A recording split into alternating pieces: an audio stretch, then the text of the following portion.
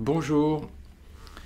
Alors dans cette petite vidéo, je voudrais partager avec vous une expérience que Douglas Harding faisait souvent dans ses ateliers et qui s'appelle l'œil unique, en anglais the single eye. Alors ce que je cherche dans mes vidéos, c'est vraiment à aider les personnes à prendre conscience de leur vraie nature, pas simplement en parlant, mais vraiment en proposant des clés qui puissent être opératives, c'est-à-dire qui puissent vraiment nous rendre service et nous aider à découvrir notre vraie nature et à rester conscient de notre vraie nature dans la vie quotidienne. Donc j'espère que cette vidéo ira dans ce sens. En tout cas, l'exercice que je vais partager avec vous maintenant, pour moi, a été très important. C'est quelque chose de très efficace qui peut être utile à n'importe quel moment du jour, dans n'importe quelle situation, quoi qu'on fasse. Donc l'exercice de l'œil unique. Alors, la question c'est à travers quoi est-ce que nous regardons, en fait? À travers quoi est-ce que nous regardons? Est-ce que nous regardons à travers deux petits yeux, à travers deux petits trous, ou bien est-ce que nous regardons à partir d'une grande fenêtre, d'une grande ouverture unique? Alors évidemment, comme nous sommes identifiés à notre corps, comme nous sommes identifiés en particulier à notre visage, que nous voyons dans le miroir tous les jours, eh bien, comme nous sommes identifiés à notre apparence, eh bien, nous pensons en effet que nous voyons le monde à travers deux petits yeux, à travers deux petits trous, que vous pouvez voir ici, voilà, qui sont tout petits en effet, qui sont petits, qui sont colorés, occupés par un globe oculaire, etc. Bon. Donc on pense percevoir le monde à travers ces deux petites billes finalement, donc à travers quelque chose de très petit, de très étroit.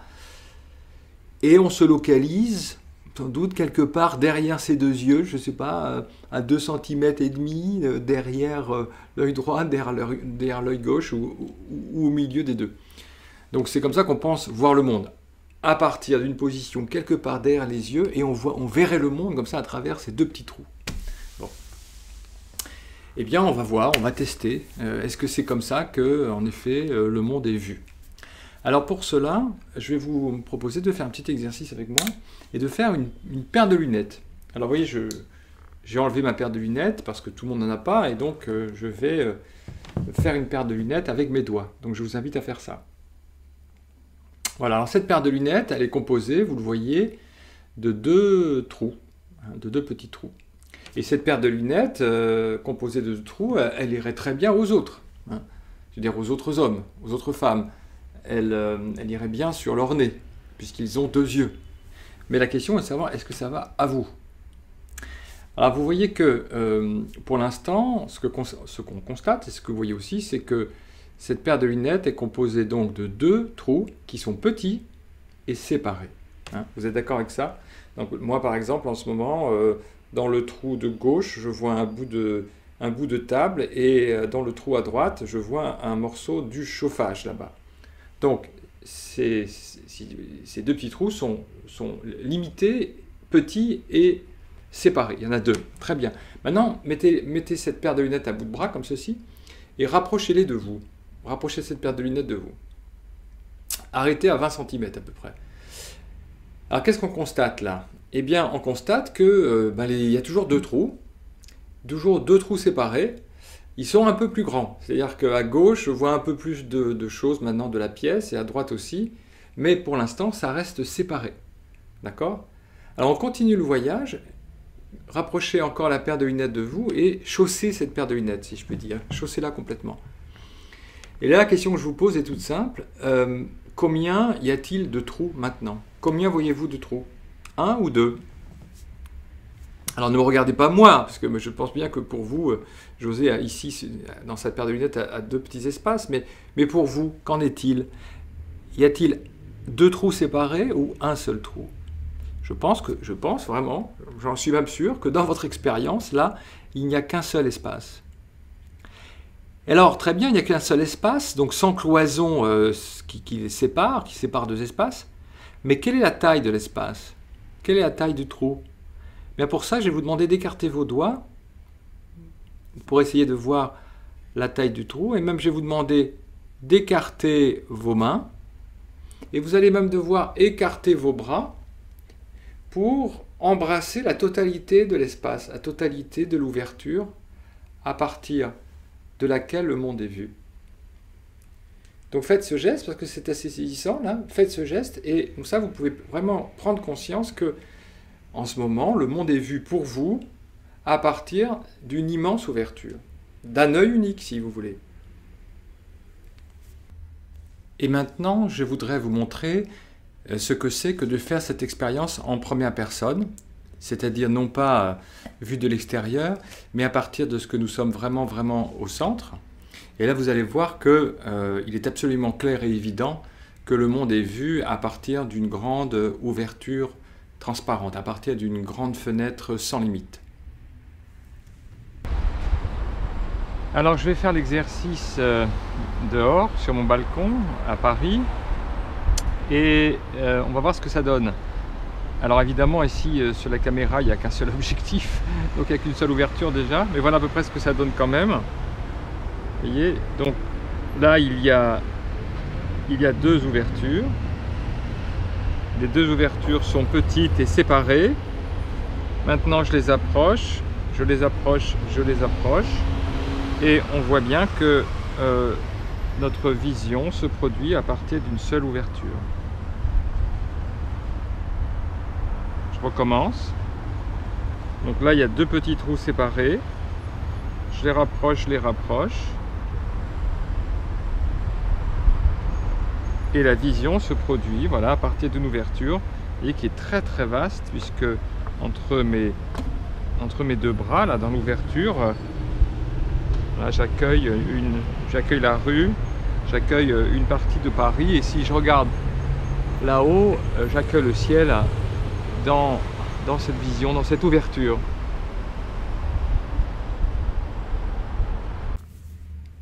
Donc, à partir de quoi est-ce que vous regardez le monde en cet instant? Est-ce que vous regardez le monde à partir de deux petites ouvertures toutes petites, comme celle que vous voyez ici? Ou est-ce que vous regardez le monde à partir d'une ouverture très vaste, sans limite même, ouverture dans laquelle le monde apparaît?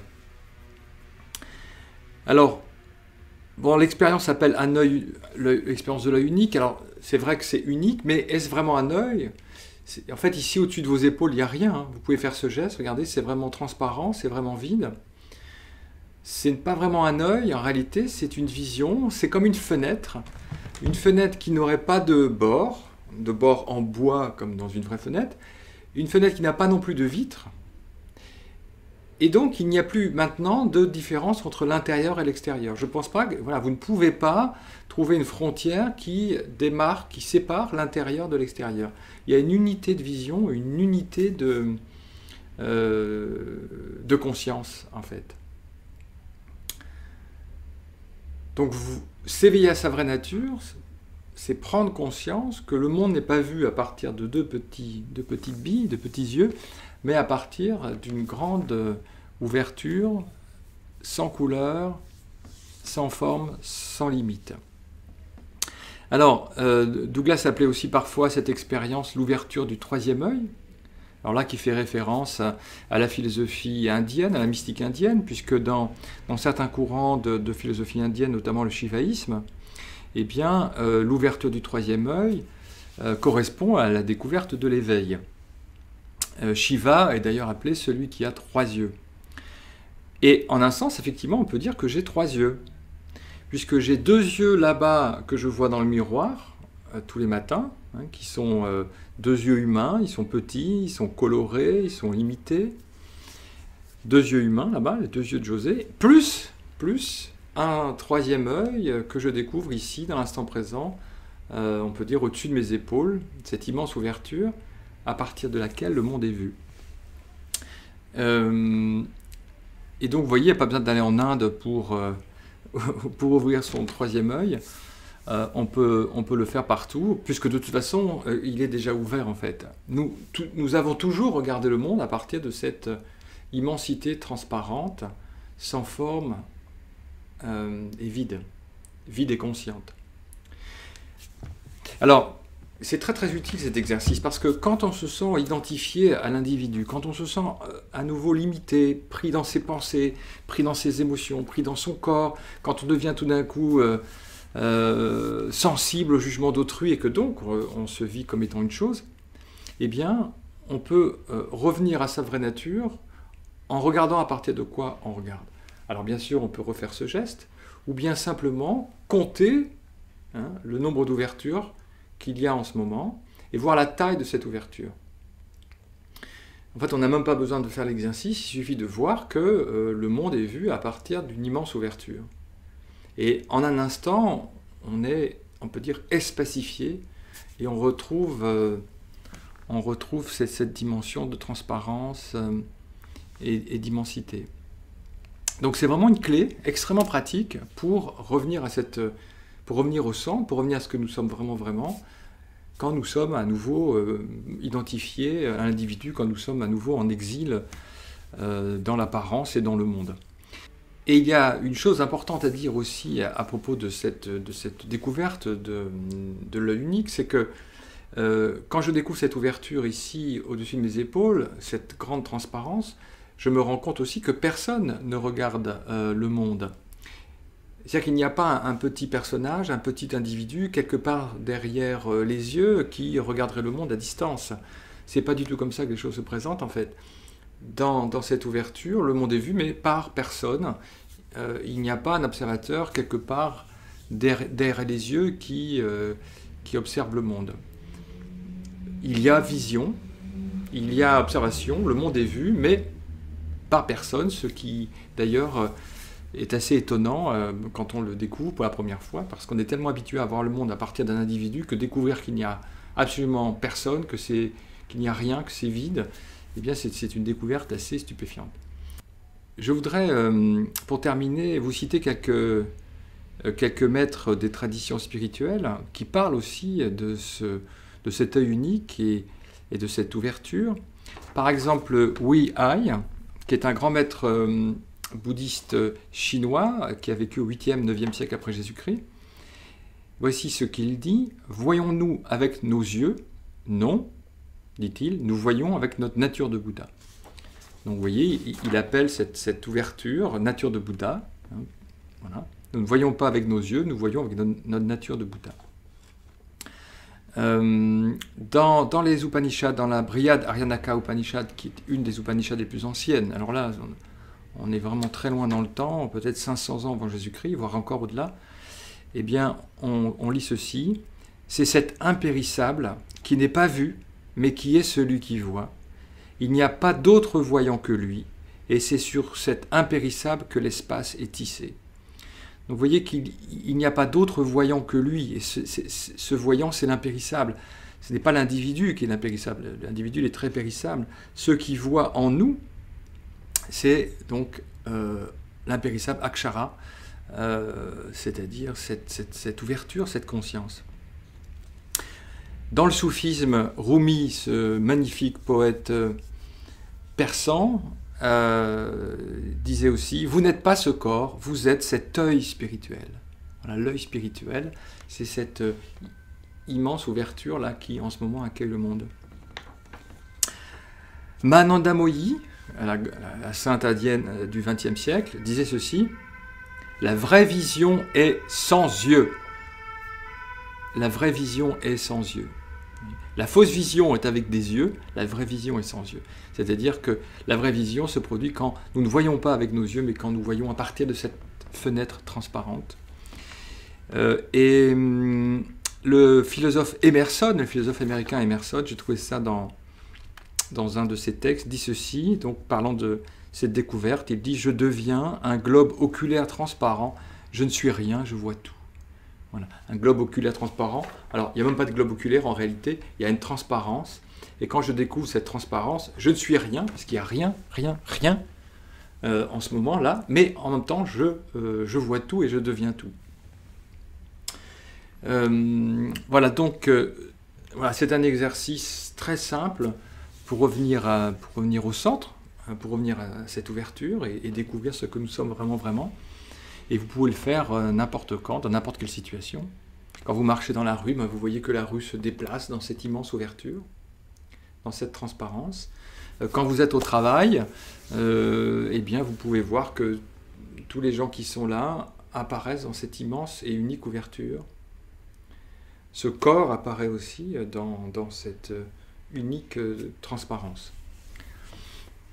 Voilà, en tout cas pour moi, cet exercice que nous faisait faire Douglas Harding est extrêmement efficace, puisqu'il va droit à l'essentiel en fait.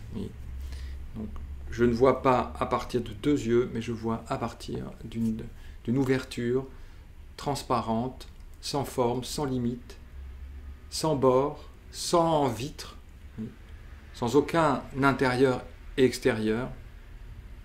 Et le monde est accueilli en cette pure unité. Voilà. Merci beaucoup et à bientôt.